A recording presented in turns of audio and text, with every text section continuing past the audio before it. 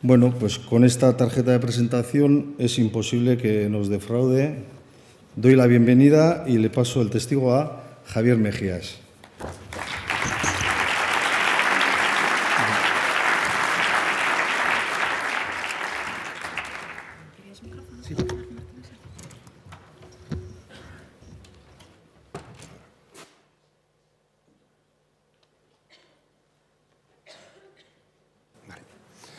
Bueno, pues precisamente con esta presentación va a ser muy difícil que no defraude.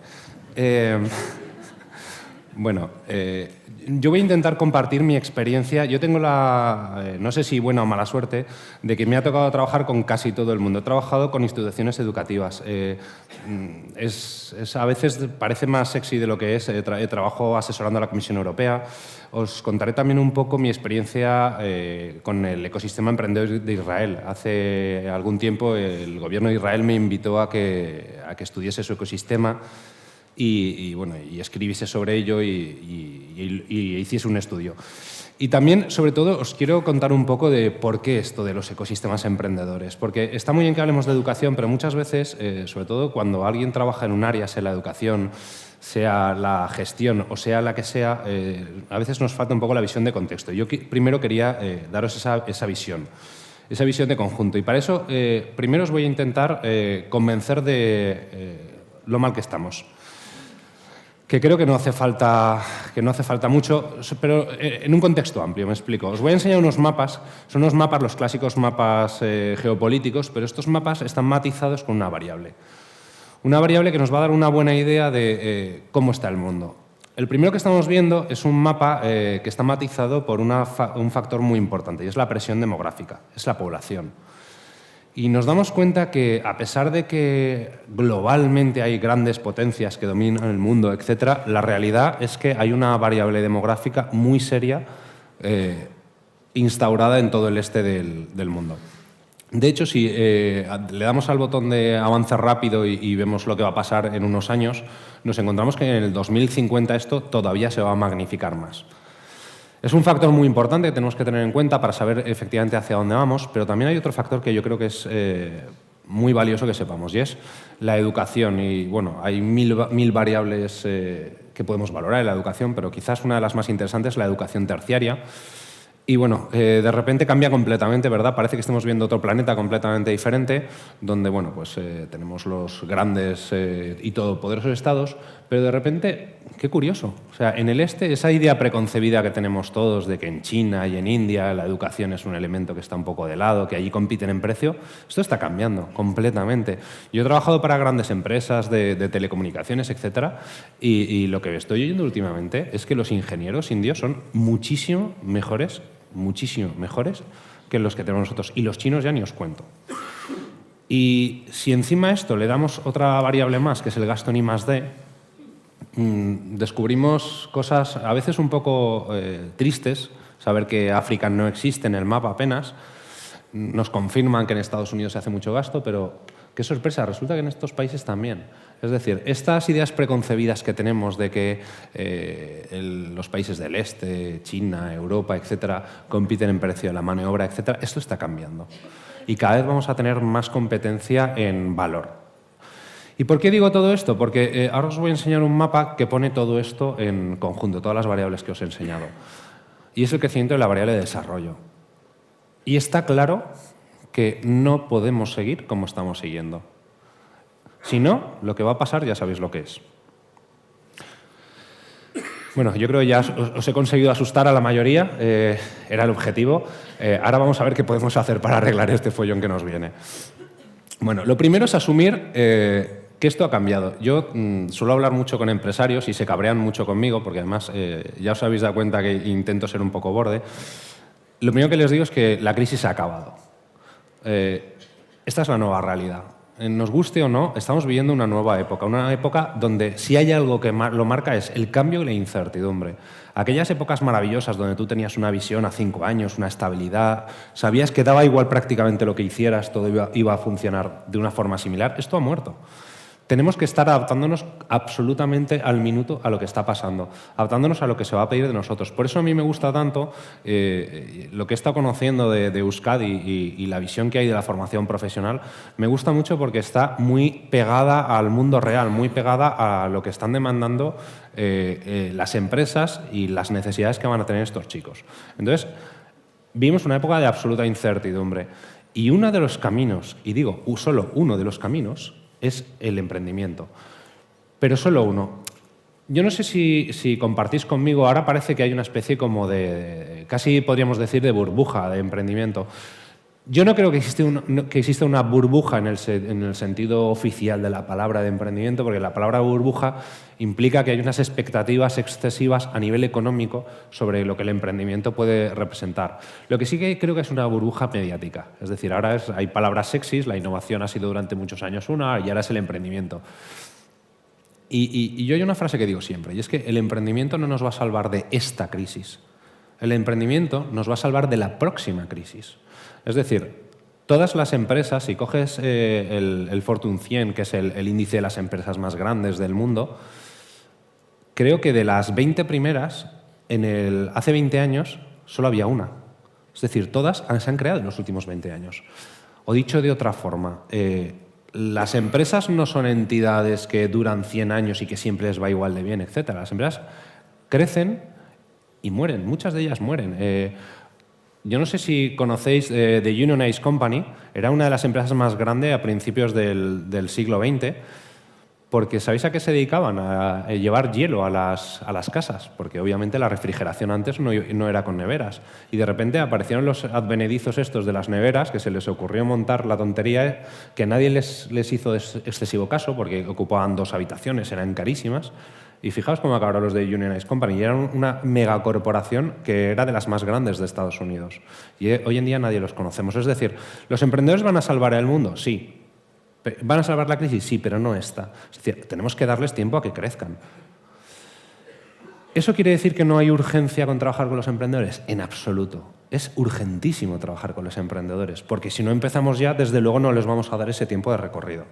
Y los emprendedores surgen de cualquier ámbito.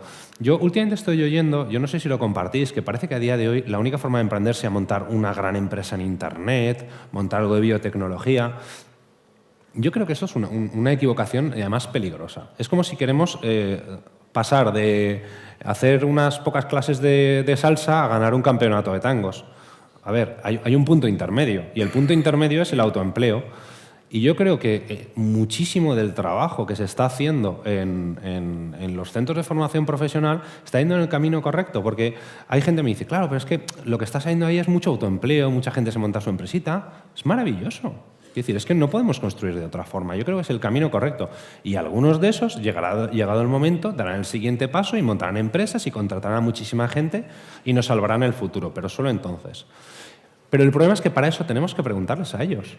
Si os dais cuenta, la mayoría de las iniciativas emprendedoras que hay por ahí obvian a los emprendedores. Se le pregunta a ilustres consultores, se le pregunta a gobiernos, nos vamos a otros sistemas e intentamos fusilarlos, pero ¿y los emprendedores? Ellos tendrán algo que decir, ¿no?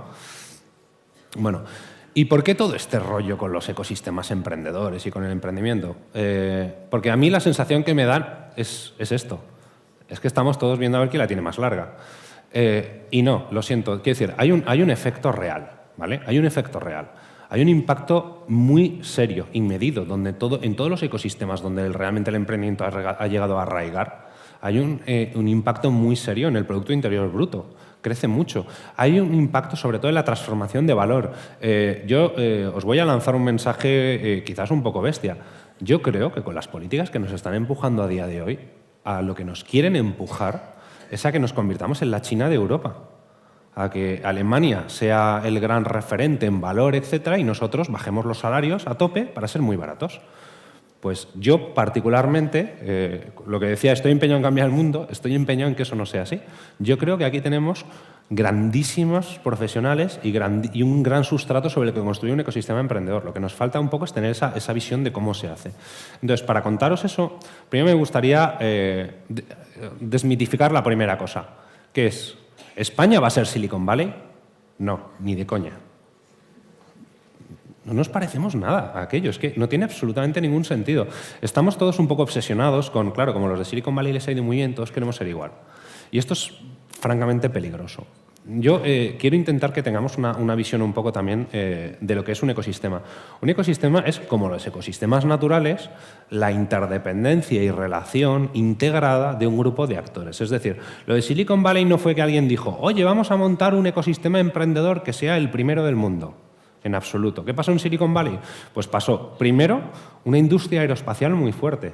Aunque curiosamente ahora Silicon Valley sea conocido por la parte tecnológica, esto nació de una industria aeroespacial. Nació de una cultura abierta de esa zona de California donde realmente primaba mucho la colaboración.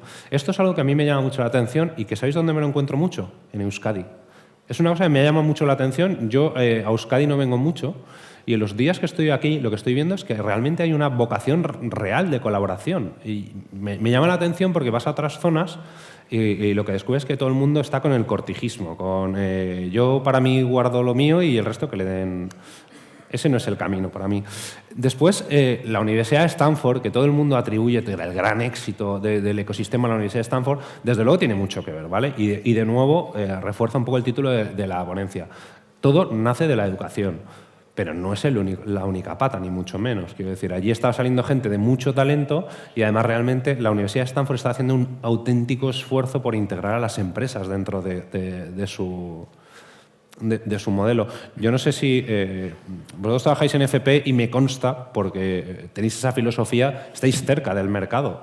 Pero yo que trabajo a veces con las universidades les digo, y se cabrean, pero bueno, como tampoco pasa nada porque se cabrean un poco, que la universidad está diseñada no para crear profesionales, sino para crear pequeños profesores universitarios que perpetúen ad eternum el status quo. Y eso, claro, lo que pasa es que es un error. De repente, además, también había una gran cartera de patentes de una empresa de semiconductores, de Fairchild, que se aprovechó mucho. Y por último, había una política de inmigración liberal de graduados. Yo trabajo con startups de toda Europa y no os podéis imaginar, Europa, ¿verdad?, que es todo muy abierto, etcétera, no os podéis imaginar los problemas tan brutales que hay para trabajar cuando estás entre varios países, para atraerte a gente, etcétera. Es un auténtico infierno. Entonces, claro, eso daña mucho la colaboración que tenemos entre todos. Así que hay que tener esa visión de conjunto. Y entonces os quería dar un poco de cada uno de los elementos para mí que son importantes en un ecosistema emprendedor, daros algunas pinceladas. Y el primero, obviamente, para mí son los emprendedores, los propios emprendedores. ¿Qué problemas tenemos en general con los emprendedores? Bueno, si lo pensáis, al final, yo tengo una visión de que esto es un embudo. Es decir, para que tengamos muy buenos emprendedores en España, necesitamos echar a muchos por el embudo, ¿vale? Nos hace falta tener muchos emprendedores. No solo muchos emprendedores, sino emprendedores de muy buena calidad. Y eso requiere que haya muchos, que haya una competencia entre estos emprendedores y sobre todo, y por eso me gusta tanto lo que se está haciendo desde Ikaslan y desde Tecnica, que se les forme, que se les dote de esa iniciativa emprendedora, que se explique que es una opción. Yo descubrí que podía montar mi empresa y se me ocurrió cuando tenía 35 años. Yo había llegado, a mí mis padres me han explicado cuál era el camino, la carrera de la rata, y entonces yo me planteé, vale, alta dirección, gran multinacional, sueldazo, y dije, joder, pues este es el final del camino, qué aburrimiento de camino. Y entonces fue cuando decidí dar ese cambio. Pero a la mayoría ni siquiera nos han transmitido que existía esa posibilidad de emprender, que eso era una opción real, etc. Con lo cual, hay que preguntarles a ellos, y los emprendedores necesitan ubicaciones. Es decir, necesitan sitios donde trabajar. Pero no solo sitios, quiero decir, no caigamos en el faraonismo, en construirles cosas para los pobres emprendedores. Sobre todo lo que necesitan son comunidades, necesitan estar juntos, necesitan encontrarse, necesitan discutir, necesitan talento, necesitan reclutar a gente y sobre todo, ¿sabéis qué necesitan? Necesitan referentes, necesitan casos de éxito. Luego lo hablaremos, pero ya sabéis, si tú le preguntas a cualquier chaval de 12, 13 años que quiere ser de mayor, lo que te dice es que quiere ser futbolista. Porque ese es su referente, es normal. Yo también, ¿no? Yo también lo sería, ¿eh? Los ves, tú tienes 12 años y ves esos cochazos y pasa lo que pasa. Entonces, como os decía, yo veo la vida a este nivel como un embudo. Y entonces, Necesitamos muchos emprendedores, necesitamos muy buenos emprendedores y, sobre todo, necesitamos formar a los emprendedores. Entonces, cualquier iniciativa que hagamos de formación apoyada en la educación va a incidir en que mejore el número y la calidad de la gente que llega. Y claro, las empresas, cuando uno está emprendiendo, van pasando por estadios.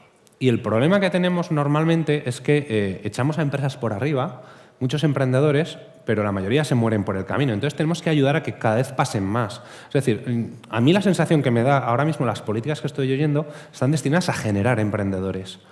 ¿Que te va mal en la vida? ¿Que te han echado? Móntate una empresa.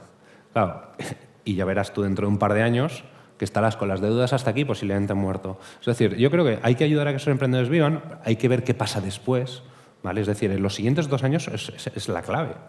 Tenemos que, además, ayudar a que no haya cambiado la diapositiva, a que haya más competencia, es uno de los factores que yo creo que es francamente importante, y tenemos que ayudar a que poco a poco vaya pasando. Yo creo, tengo la suerte de que trabajo con muchas entidades que se dedican al tema del emprendimiento, está mejorando, y esta es una de las primeras mensajes de esperanza que os quiero decir, está mejorando de una forma espectacular el nivel de los emprendedores en España.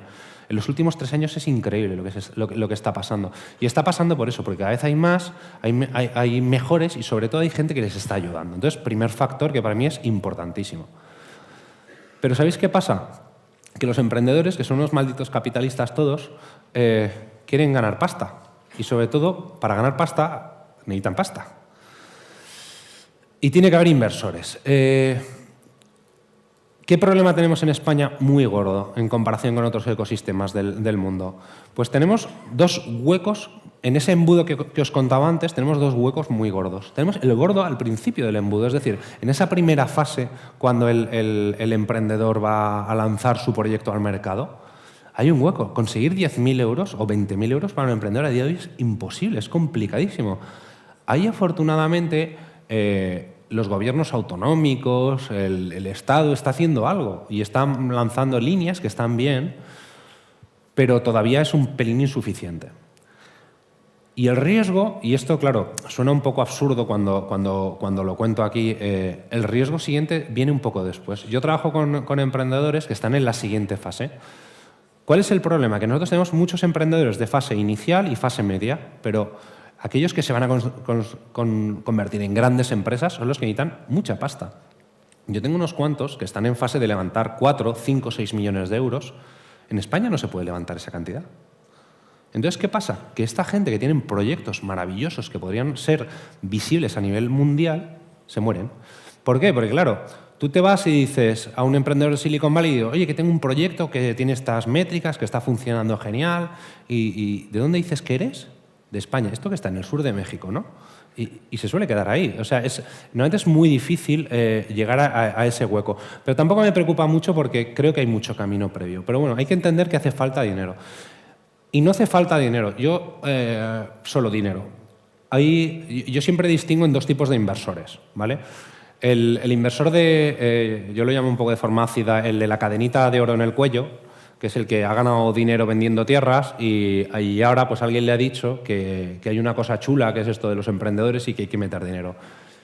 Qué genial, qué benditos, que hay que hacer que metan el dinero. Pero es un inversor que aporta un valor limitado, que es el económico, que está muy bien. Pero ¿sabéis quién aporta muchísimo valor? Los business angels. No sé si habéis oído el término alguna vez. Son muchas veces o emprendedores que han emprendido y les ha ido bien y que realmente tienen dinero. Yo tengo amistad con uno que se llama François Deroé, que vendió Top Rural hace unos años por creo que cerca de 12 millones de euros, con lo cual está activamente apoyando. Y no solamente apoya con dinero, sino apoya con conocimiento. ¿Por qué? Porque los inversores no solamente sirven para dar pasta, los inversores son un filtro. Un filtro que lo que hace es, en ese embudo que os contaba, se carga las cosas malas, porque al final, si lo que queremos es tener un ecosistema que crezcan buenas empresas, tiene que haber competitividad por el dinero. Y ese es uno de los factores, para mí, muy importantes. Y ahora vamos a hablar de la bicha, el gobierno. ¿Qué papel tiene que tener el gobierno? En mi opinión, jamás, bajo ningún concepto, un papel de dirigir el ecosistema, de empujarlo. El gobierno tiene que ser, me vais a permitir el término, la vaselina. El gobierno tiene que hacer que las cosas que ya funcionan fluyan de forma más sencilla. Es decir, lo primero con incentivos fiscales. A ver, pensadlo un poco. Os voy a contar, yo soy inversor. Yo tengo la suerte, me dediqué hace algunos años a invertir en unas cuantas startups. Yo ahora mismo, imaginad que meto 20.000 euros, de mis 20.000 euros, que Dios sabe lo que me han costado ganarlos, en una empresa que tiene un riesgo brutal, absolutamente, porque al final son riesgos absolutamente brutales. Si me va mal, aguántate, majete, los has perdido. Si me va bien, yo tributo por esas plusvalías como si hubiera vendido un coche, unos campos, y estoy poniendo mi dinero a hacer algo que creo que tiene mucho más valor para la sociedad. Entonces, yo creo que los inversores y los emprendedores deberían tener exenciones fiscales en un montón de cosas. Esa es la primera, quizás. Después, los trámites. Aunque aquí no voy a abundar, que esto yo creo que es algo obvio para todo el mundo.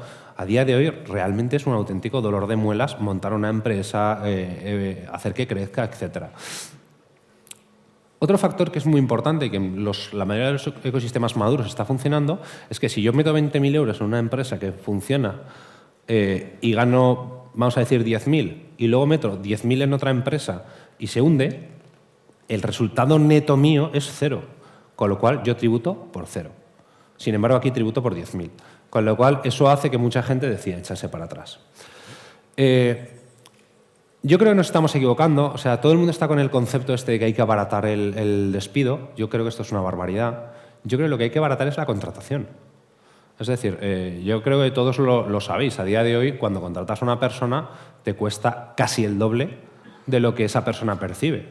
Yo creo que lo que hay que hacer es que las empresas, en sus primeras fases, esas contrataciones sean mucho más sencillas, que sea menos doloroso. Y por último, creo que tenemos que ayudar a circular el talento a nivel de normativas, etcétera. Esto es algo que ya se está trabajando en Europa. Yo cuando estoy en la Comisión Europea se habla mucho de ello, pero bueno, ya sabéis que todo lo que viene de Europa suele ser lentito. Y os voy a poner un ejemplo de qué pasa cuando un ecosistema lo empuja el gobierno. Yo no sé si conocéis que Chile es una de las potencias muy pujantes en el mundo del emprendimiento. Ellos, como no podía ser de otra forma, quieren convertirse en Silicon Valley. Ellos se llaman a sí mismos Silicon Valley. Entonces, estos señores, el gobierno, porque ha sido el gobierno que han hecho esto, ha empujado y ha facilitado muchísimo que vengan emprendedores. Es decir, tú te vas allí y te dan $40.000 de entrada. Y además te dan el visado para que estés el tiempo con ellos. ¿Cuál es el problema que ha pasado? Que bien, han conseguido el primer factor, que es muy importante, que es traer un montón de emprendedores.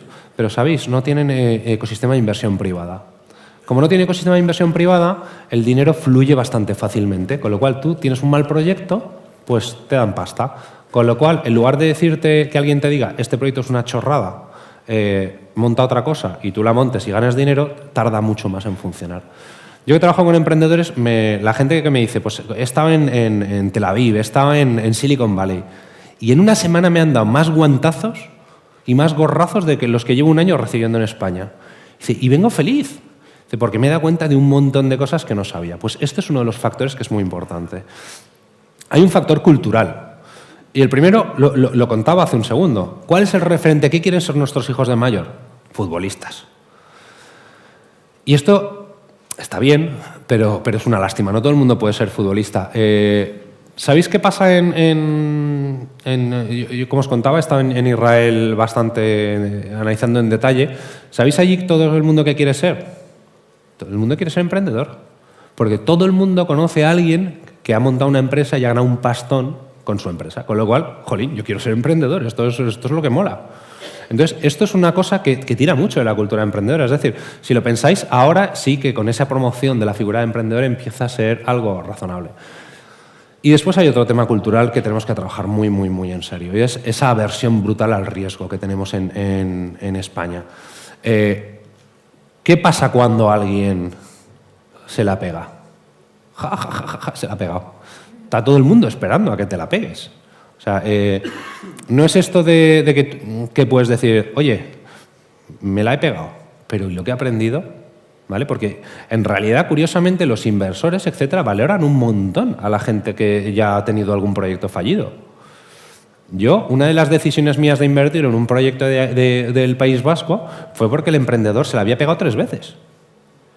Claro, 3 veces, imaginad la cantidad de cosas que ha aprendido. O sea, yo quiero que los guantazos se los pegue con el dinero de otro. Es normal. Sin embargo, ¿qué hacemos en general? No hacemos ni puñetero caso. Ah, no, este si se equivoca alguna vez ya es un paria. La palabra fracaso, ¿verdad? No suena mal. Pero ¿sabéis qué palabra utilizamos siempre? Fracasado. Y esa es la que realmente hace tanto daño y hace que la gente se lo tome con tanta calma. Eso nos lleva a cosas que a mí me llaman mucho la atención. Cuando estás en otros ecosistemas, la gente le pide a sus padres que les den los 5.000 euros, etcétera, para lanzar la empresa. ¿Por qué? Coño, porque quiere que su familia sean los primeros que se forren. Aquí es justo lo contrario. A los que no les quiero pedir el dinero esto porque como voy a fracasar, por ese miedo terrible al fracaso. La propia familia es quien no apoya. ¿Quién no conoce el juego de los Angry Birds? ¿Sabéis qué pasa con el creador? ¿Sabéis cuántas empresas o cuántos juegos había lanzado antes de Angry Birds? 30. ¿Sabéis qué pasó cuando le fue a decir a su madre, oye mamá, que he decidido dejar la universidad? Estaba en segundo, me parece. He decidido dejar la universidad porque se me ha ocurrido que voy a hacer un juego donde unos pajaritos los tires y le den a los cerdos. Y la madre dijo, déjame que me lo piense. ¿Y sabéis qué pasó después? El tío enseñaba en una foto que a mí me pareció súper inspiradora, le envió un mensaje a la madre, por WhatsApp supongo, diciéndole, cool, pero ten en cuenta que haya distintos tipos de pajaritos para que el juego sea divertido. Pensad en vuestro papel como padres. A este tipo de cosas me refiero. Quiero decir, cuando hablo de la parte cultural es muy importante. Y por último vamos a hablar de, para mí, la clave, que es la educación. ¿Qué es la educación emprendedora? Para mí la educación emprendedora es mucho más que formar a los chavales en cómo se hace un puñetero plan de empresa. Que es importante, pero hay un montón de cosas antes que yo creo que estamos haciendo, pero regular. Primero, la diferencia entre educar y formar. Ya basta esa maldita costumbre que tenemos todos de dejar la educación en manos de los centros educativos. La educación se da en casa y la formación se forma en los centros educativos. Y esa educación implica cosas como que dejes que los niños exploren, dejes que se equivoquen. Yo tengo un amigo que dice que si no dejas que tu crío se raspe las rodillas, se acabará abriendo la cabeza. Y esta es la base de lo que estamos hablando. Quiero decir, hay que dejar que hagan esas cosas. Sin embargo, cada día estamos protegiéndolos más, estamos en nuestras casas haciendo burbujas. Un amigo chino dice otra frase que también me gusta mucho. Él dice, yo lo que me he dado cuenta, cuando viniendo aquí a Occidente, me he dado cuenta de una cosa, y es que aquí vosotros, los padres, os obsesionáis porque vuestros hijos vivan mejor de lo que vosotros habéis vivido. Y a nosotros en Oriente nos pasa justo lo contrario. Nosotros, los hijos, nos preocupamos de intentar vivir mejor de lo que han vivido nuestros padres. Y esto es un factor, esa cultura del esfuerzo, etcétera, es algo que tenemos que trabajar, yo creo, muy seriamente. Al final, tenemos que formarlos desde el principio. Es decir, a la formación profesional ya llegan muchos muy estropeados. Muy estropeados en el sentido malo, quiero decir, de que las familias les han hecho mucho daño, no les han enseñado un montón de cosas. Es decir, hay que dar ese paso. Porque los críos, no nos equivoquemos, son emprendedores de naturaleza. ¿Vale? A mí me gusta mucho esta frase de Hugh MacLeod, que decía que a todo el mundo nace creativo, todo el mundo le da una caja de lápices de colores en la guardería. Es decir, por el camino es cuando nos los dedicamos a cargar. Pero no vamos a ser aquí tan simplistas de decir, es que esto es el sistema educativo. Bueno, el sistema educativo tiene una parte. Es decir, los padres tenemos otra parte, la cultura de la sociedad. Aquí es un conjunto, por eso lo del ecosistema. Tenemos que trabajar mucho y sobre todo tenemos que trabajar desde el principio. O sea, la educación emprendedora no empieza a los 16 años. La educación emprendedora empieza desde que empiezas a hablar con tu hijo. Y la educación emprendedora no es decirle a tu hijo de 5 años, mi pequeño hijo tiene 5 años, no es decirle, Álvaro, tienes que emprender. Es dejar que se equivoque. El otro día, lo contaba, mi hijo me dijo que quería ser paleontólogo ninja. ¿Y sabéis qué le dije? Que genial, que lo haga, que va a currar pero que lo haga. O sea, ese es el tipo de cosas que tenemos que hacer con los críos. Enseñarles también mucho de conocimientos, pero sobre todo de habilidades personales. Las mal llamadas habilidades directivas, que yo creo es uno de los grandes caminos que tenemos. Tenemos que enseñar a que los chavales sepan expresarse en público. Uno de los grandes damnificados, en mi opinión, de lo que ha ido pasando con la educación es que yo me he examinado en público de exámenes que me han obligado a tener que interactuar y a sufrir. Hoy en día no sabe nadie hablar en público por eso, porque es que, aunque es algo que hay que trabajar más, realmente es un factor.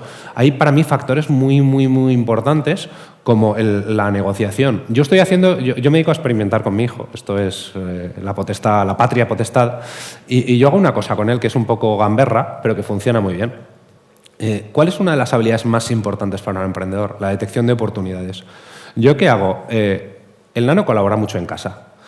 Pero hay una parte, digamos, que él asume que es su trabajo por estar en casa, pero otra parte que yo le digo, si tú identificas oportunidades en casa de cosas que hay que hacer y las haces, negociamos y vemos cuánto dinero te pago. Y el pequeñajo llega y me dice, oye, papá, que hay unas hojas para recoger ahí, ¿cuánto me das? Venga, 1 euro. Y yo, 1 euro, Álvaro, por favor, es unas hojitas, esto 50 céntimos. Venga, papá. Y el pequeñajo se ha convertido en una máquina de la detección de oportunidades. A mí me tiene asustado.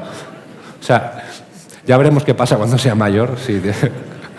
Pero entendéis un poco de lo que estoy hablando. Y esto sigue en toda la parte luego de la formación profesional. O sea, a mí me gusta mucho lo que se está haciendo aquí, en el sentido de que hay una parte primero de incentivar, de hacer que la gente comprenda que una de sus opciones, solo una, es construir su futuro, porque el trabajo fijo ha muerto completamente. Entonces, que entiendan que esa es una opción y después, para el que lo decida, que lo haga ¿cómo? No que le demos clases teóricas de dícese que esto es un estudio de mercado. No, señores, a ver, remangarse. Vamos a trabajar sobre vuestro propio proyecto. ¿Vale? Aprender haciendo, que esa es la base para mí. Al final, digamos, tenemos que tener una visión, para mí, un poco holística o completa. Tenemos que tener en cuenta que para que realmente vamos a producir esos impactos hay que trabajar primero y principalmente sobre los profesores. Los profesores son al final los que están en contacto con todo, son los que tienen la capacidad de transmitirlo, pero también sobre los padres. O sea, la base de que una buena educación emprendedora tenga sentido es que eduquemos a los padres. Muchas veces los que nos cargamos el espíritu emprendedor de los hijos somos los padres. ¿Qué vas a ser tu paleontólogo ninja? Lo que tienes que ser es abogado, que eso es donde está la pasta. ¿Vale? Entonces, ¿qué es lo que consigues? Pues que no vaya el niño para adelante. Y desde luego también hay que trabajar un poco sobre los alumnos, pero sinceramente, de verdad, a los alumnos casi diría que hay que acompañarlos. Hay que simplemente, oye, tengo una idea, quiero emprender, vale, yo te ayudo. Pero no hay que encasquetarles la educación a martillazos, para mí. Al final es un poco lo que decía. Para mí, habilidades, ¿vale? Habilidades personales. La oratoria, las presentaciones, las actitudes, pero actitudes con los padres. Muchas veces esto va de que para entender que una familia, bueno, yo creo que os dedicáis a estas cosas. No hay más que ver 10 minutos de cómo interactúan padres e hijos y ya sabes de qué va esa familia. Quiero decir, hay que trabajar sobre eso. Desde luego, y está muy bien, hay que trabajar sobre la parte de conocimientos, pero bueno, digamos en la edad que ya los cogéis vosotros, pero solo en ese momento. Y sobre todo que se atrevan a equivocarse, que no pasa nada por equivocarse, que trabajar en grupo no quiere decir entre tres ponernos a hacer algo, que trabajar en grupo quiere decir ir un poquito más adelante, que trabajar en grupo quiere decir entender en qué soy bueno yo, en qué son los demás y cómo nos podemos complementar. Es decir, yo creo que nos hemos enfocado mucho en los sistemas educativos en cubrir las debilidades de la gente y no en potenciar en lo que brillan. Y entonces al final así lo que hacemos es conseguir gente mediocre. Y yo creo que tenemos que hacer justo lo contrario, hacer que el que es bueno en matemáticas, que sea mejor en matemáticas. No intentar convertirlo en una persona regular en matemáticas y un tío mediocre en lengua. Para mí ese no es el camino. Y para eso os quería contar 3 o 4 anécdotas de cuando estuve en Israel para que veáis que hay otro mundo. ¿Por qué hablo tanto de Israel? Porque la mayoría de la gente no lo sabe, pero el segundo ecosistema emprendedor del mundo, muy poco por detrás, de Silicon Valley, es Tel Aviv. Tel Aviv, que es un país, ¿verdad?, que uno tiene una concepción. Yo tenía muchísimos prejuicios cuando estuve allí, la verdad, porque tenía la visión que nos han dado los medios, que como siempre es muy sesgada, sobre qué cosas había. Entonces, lo primero que les pregunté es, ¿y por qué un país como vosotros de repente se ha convertido en una potencia emprendedora tan bestia? Y ellos me lo explicaron muy fácilmente. Hambre, ¿vale? No hay nada como el hambre. Estos señores, mercado local. 7 millones de personas, 20.000 kilómetros cuadrados. Es decir, no tienen un mercado local grande que permita crecer aquello mucho. Mercado regional, vamos a decir que se llevan regular con sus socios regionales. Con lo cual, que tienen que competir globalmente, sí o sí, por narices. Vale, genial, ya sabemos cómo tenemos que competir. Y a ver, ¿qué recursos naturales tenemos? Pues tenemos desierto y gente. Pero una gente que es la leche. Pues ¿qué hay que hacer? Construir una economía sobre la gente. Porque Israel hace 30 años era una potencia exportadora de naranjas. De naranjas. Y a día de hoy es el segundo ecosistema emprendedor del mundo. ¿Por qué? Ellos han hecho una cosa que a veces da miedo. Han tomado una cantidad de decisiones tremendas de planificación de hacia dónde debe ir el ecosistema. Y esto, os voy a contar unos cuantos ejemplos para que veáis determinadas ideas. Empezaron a tener oleadas brutales de inmigración, igual que las hemos tenido en España, inmigración igualmente cualificada como la que hemos tenido en España, porque yo creo que todos lo sabemos aquí, tenemos a gente limpiando, etcétera, que son profesores de historia de universidades, que son médicos, que... Bueno, pues ¿qué hicieron ellos? Ellos dijeron, el que quiera ponerse a trabajar, que lo haga, pero vamos a montar un programa de incubadoras en el que el gobierno va a pagar el dinero para aquello de esos científicos, médicos o quien quiera montar una empresa que tenga, creo que eran $100.000 pagados por el gobierno para que intente desarrollarla, eso sí, dentro de una incubadora que le va a ayudar, digamos, va a empujarle en ese camino, va a formarlo.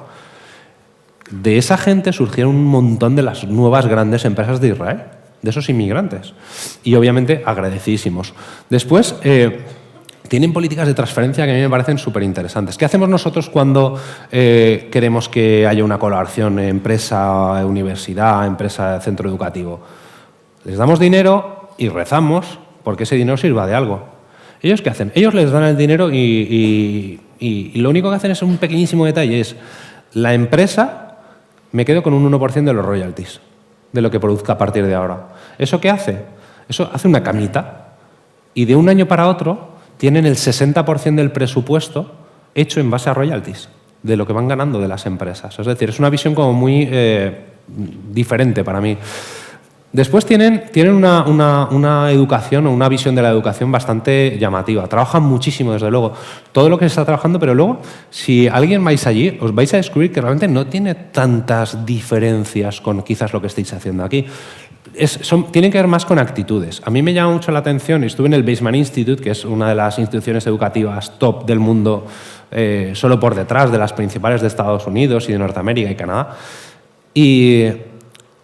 ¿Y sabéis qué pasa? El gobierno les había dicho una cosa y me contaron una cosa, a mí la verdad es que me puso el pelo de punta y esto ya es difícil. Hacía 10 años le dijeron, señores, ahora mismo os estamos financiando el 70 o el 80% de la institución educativa al gobierno. Que sepáis que de aquí a 10 años eso se va a convertir en el 20%. No como ha pasado aquí, que de repente han desconectado el grifo y la gente se muere de hambre. Pero les dijeron... Y esto va a ser así. ¿Qué ha pasado? Que durante 10 años se han tenido que buscar la vida, empezar a colaborar más con las empresas, empezar a hacer esa unión de la que hablaba Oriol antes, oye, yo necesito trabajar con la empresa y necesito también ganar dinero. Necesito buscar patronos y para buscar patronos y ganar dinero tengo que hacer cosas que aporten mucho valor a la sociedad.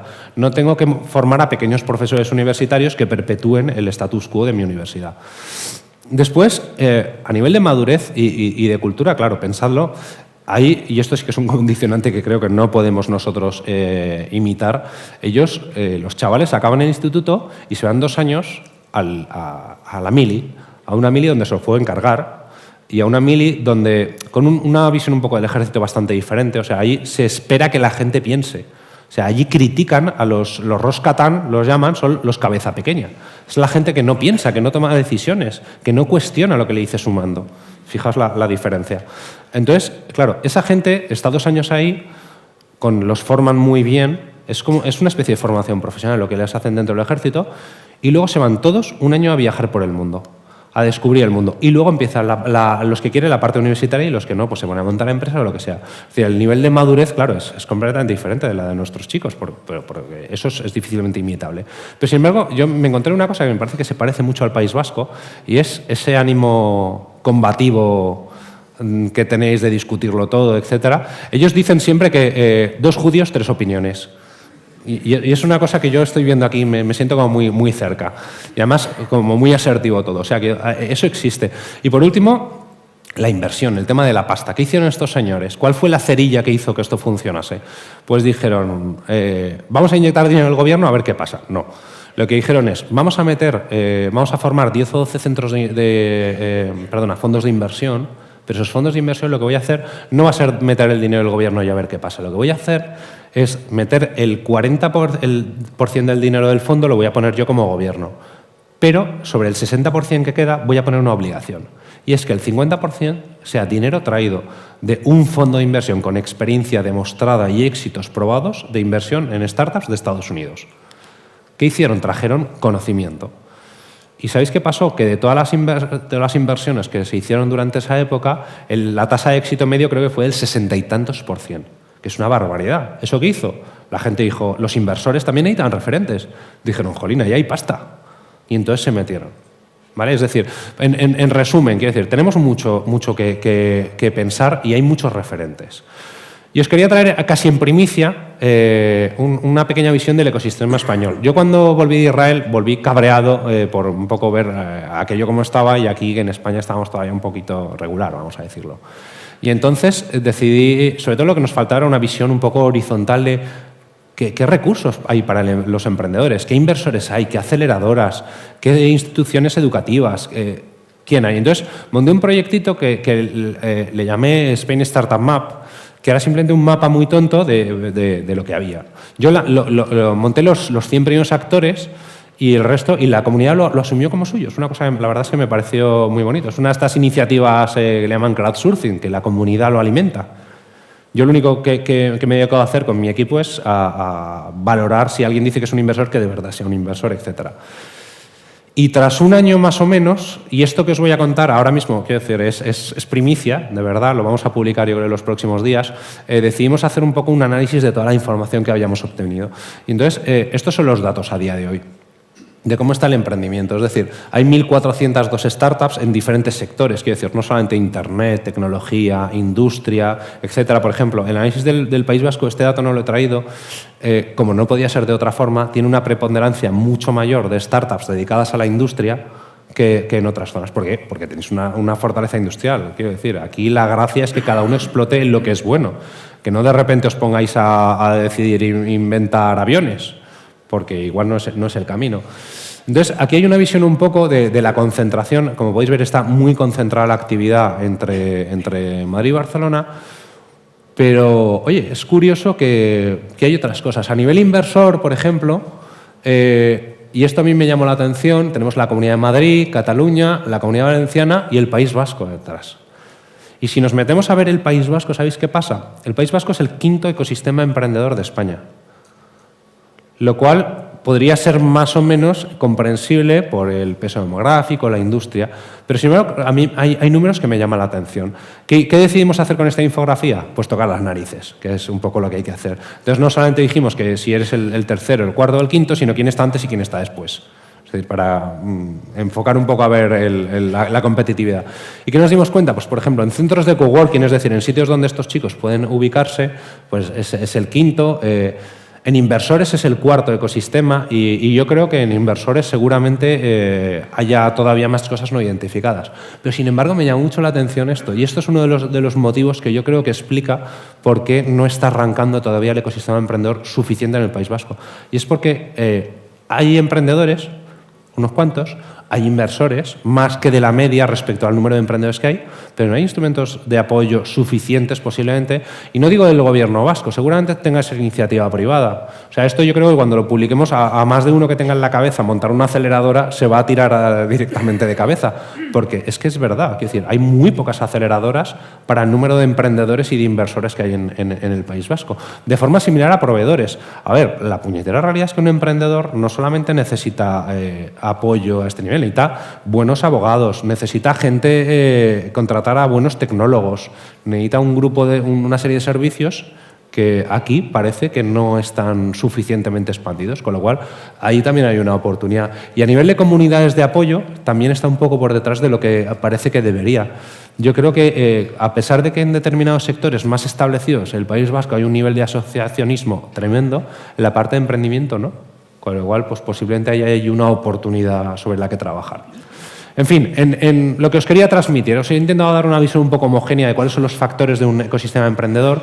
Quería contaros un ejemplo del que es el top para que pensemos que realmente, oye, pues existen otras opciones, pero sobre todo lo que os quería transmitir es que lo que tenemos que buscar es nuestro propio camino. Es decir, que lo que no podemos hacer, y es el miedo que a mí me da, yo trabajo para algunos gobiernos regionales, y el miedo que a mí me da es que todo el mundo se está planteando que hay que fusilar Silicon Valley, hay que fusilar Tel Aviv, y no, lo que tenemos que hacer es encontrar nuestro propio camino. Es decir, tenemos que adaptar lo que hemos aprendido en otros sitios y adaptarlo a nosotros. Quiero decir, ¿tiene sentido que el País Vasco como región se dedique a montar un ecosistema basado en la aeronáutica? En mi opinión, ninguno. Tenéis una potencia industrial, una cantidad de conocimiento, una cantidad de innovación, que yo creo que lo que habría que hacer es empujar y construir sobre lo que tenemos. Es como si en la Comunidad Valenciana, que es donde yo duermo, iba a decir vivo, no, duermo, dijésemos que no vamos a aprovechar el sector del turismo. Jolín, estaríamos tontos. Vale, entonces, para mí lo que os quería transmitir es eso, la visión y sobre todo que estos son los mimbres, lo que tenemos que hacer ahora es ponernos a construirlo. Y por mi parte, pues nada más. Gracias.